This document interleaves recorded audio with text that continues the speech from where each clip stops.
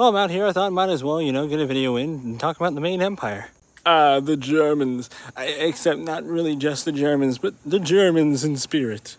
There is a complex situation going on for the formation of the Magne Empire. You see, the emperor now was king of a smaller state called Maine, which is why the Magne Empire has its name. There were 5 different countries in the region by the time the second year came about.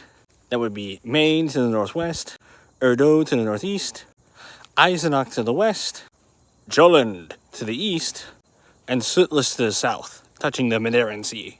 So to give an idea, from day one, these regions were fighting. From when they were small gangs to large countries that were serving lords and kings. Except the only place that isn't a monarchy is actually Sutlus. Sutlus was actually a republic formed by players who actually cared to stick around and make one. But more in the sense that Athens was a democracy, or Rome was a republic. Anyway, the 2 main antagonists here are the kings of Eisenach and Jolland. Eisenach was a king that had fewer men, but a lot of growing capability. Eisenach was just rich with metals. It's called the Iron Hills for a reason.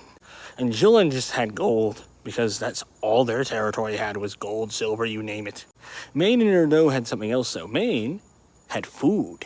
Maine could grow wheat at 10 times the speed of regular growth, so they were just selling grain consistently and Edmund was lapping it up.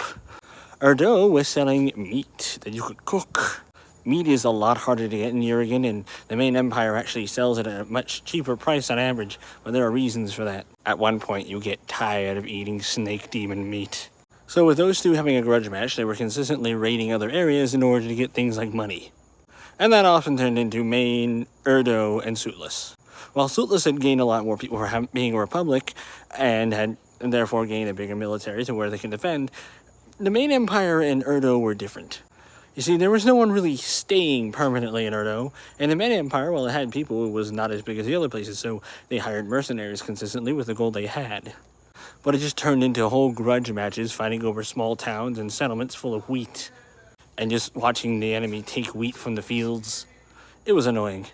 But for a straight 6 months, the conflict just kept going. There was no break. There were talks about peace, but no, it would keep going.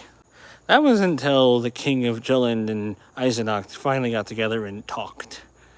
And then included the high chairman of Sutlus, and then the king of Erdo. And then finally got King Edmund down into the conversation.